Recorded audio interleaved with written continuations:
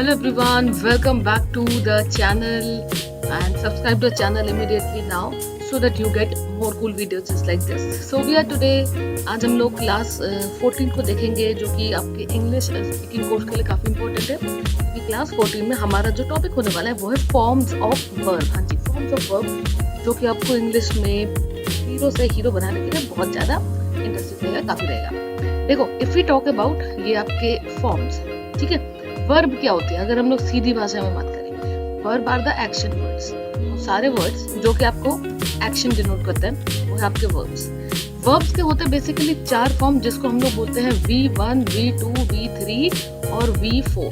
अब ये 4 फॉर्म्स क्या होती है इसको जल्दी से समझते हैं। V1 होता है वर्ब का कोई भी सिंपल वाला फॉर्म, सिंपल वाला, और जनरली ये प्रेजेंट के फॉर्म में होता है और इसका use present and future tense में होता है। वर्ब जो 2 है वो है उस वर्ब का पास्ट फॉर्म। पास्ट फॉर्म ये पास्ट टेंस में यूज होता है, past tense, simple past tense में ये यूज होता है, ठीक है।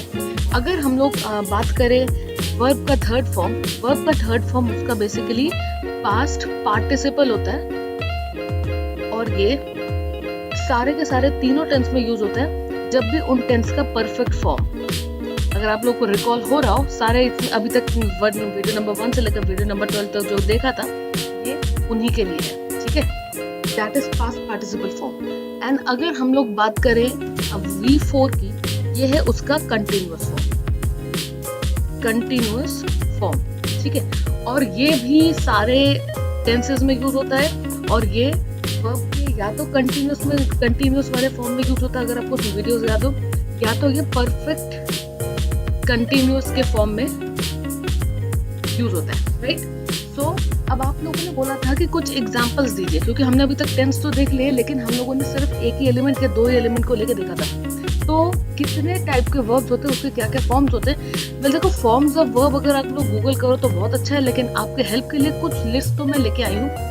तो ऊपर से एक एक करके अगर हम लोग देख लेते हैं तो अगर आप देखो कि यहाँ पे V1, V2, V3 का लिस्ट दिया। अब आप बोलोगे V4 का लिस्ट तो दिया ही नहीं है, कोई बात नहीं, V4 का लिस्ट आप बना सकते हैं।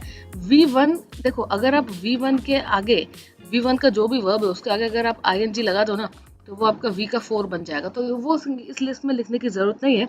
हम अगर इसको ऐसे देखें जैसे कि B है ना, बी फर्स्ट फॉर्म है तो उसका वॉज और वर सेकंड फॉर्म होता है और बीन थर्ड फॉर्म होता है।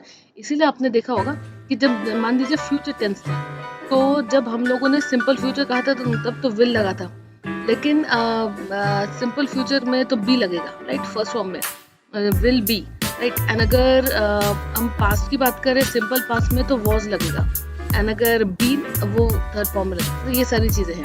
अगर हम लोग इसकी बात करें जैसे बीट है, beat beaten, become became become, ये आपको या तो याद कर लो या तो आपको कॉमन ऑब्जर्वेशन हो जाएगा। जो काफी बिगनर्स है शायद उनको एक आध बार याद करने की जरूरत पड़े, वरना जो जिनको इंग्लिश के साथ थोड़ा भी टच है ये सब चीजें जल्दी हो जाएंगी। एक बार सारे लिस्ट को देख लें। बिगिन बिगेन बिगन, कम केम कम, कॉस्ट कॉस्ट कॉस्ट। ये देखो, ये कॉस्ट कॉस्ट कॉस्ट चेंज नहीं होता, ये ऐसा ही होता है, ये ऐसा ही रूल है, बस इसको समझना है। कट कट कट, डिग डग डग, देख लो कहीं कहीं पे ये दोनों सेम है, कहीं कहीं पे तीनों सेम है, कहीं कहीं पे सब अलग है, जैसे कि do did done, draw drew drawn. तो इस तरीके से drive drove driven, drink drank drunk, eat ate eaten, fall fell fallen, feel felt felt, fight fought fought. और भी लिस्ट है, आप इस लिस्ट को अपनी वीडियो को पॉज करो, चाहे तो इसको नोट डाउन कर लीजिए, चाहे इसको स्क्रीनशॉट ले लीजिए, ठीक है, ये काम करिए। उसके बाद ये दूसरी लिस्ट ये नेक्स्ट पेज पे है, राइट, ये भी वैसी सिमिलर लग रही है। वेल हाँ, तो और बाकी ये रहा दूसरा वाला लिस्ट। कीप केप्ट केप्ट, ले लेड लेड, ध्यान से देखिएगा, लीड लेड लेड है, लीव लेफ्ट लेफ्ट है, लाई ले लेन है। तो अगर ध्यान से देखो तो ये जो दोनों लिस्ट कोशिश कर रहा है अल्फाबेटिकली कॉमन जितने सारे भी वर्ड्स है उसका तीनों फॉर्म दे सके। Once again I will say कि इसको कॉपी कर ले, इसको नोट डाउन कर ले, इसको एक बार पढ़े, इसको एक बार पॉज करके जरूर इसको प्ले करें। और जो आपको जो टिप डेली मिलता है, आज का टिप भी ये रहेगा कि स्टार्ट प्रैक्टिसिंग। अगर आपको इंग्लिश बोलनी है, if you have to speak then you have to practise speaking.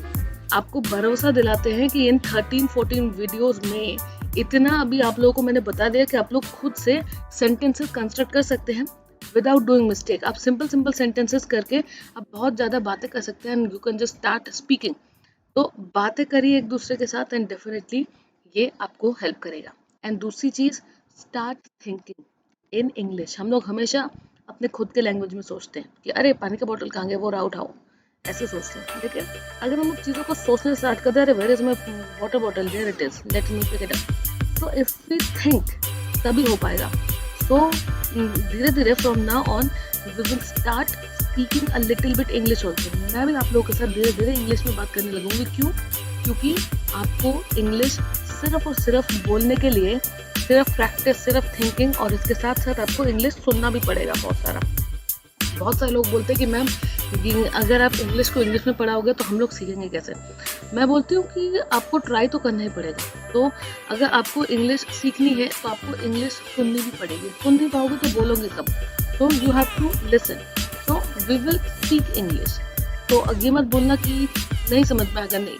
I will speak the same dialogue, मैं वही सेम डायलॉग हिंदी में भी बोलूँगी एंड इंग्लिश में। ठीक है, कोशिश ये रहेगी कि इन 60 वीडियोस में आपको इंग्लिश स्पीकिंग बहुत अच्छे से आ जाए। More videos are there to come. Subscribe to this channel now immediately और शेयर करो उसको अपने फ्रेंड के साथ। Thank you everyone, have a nice day. And video number जो 14 रहेगा, बताना कमेंट्स में कि what is the next topic आप चाहते हो, वरना मेरे पास सारे टॉपिक्स रेडी हैं। 60 वीडियोस इनफ होंगे। ठीक है, thank you, have a nice day.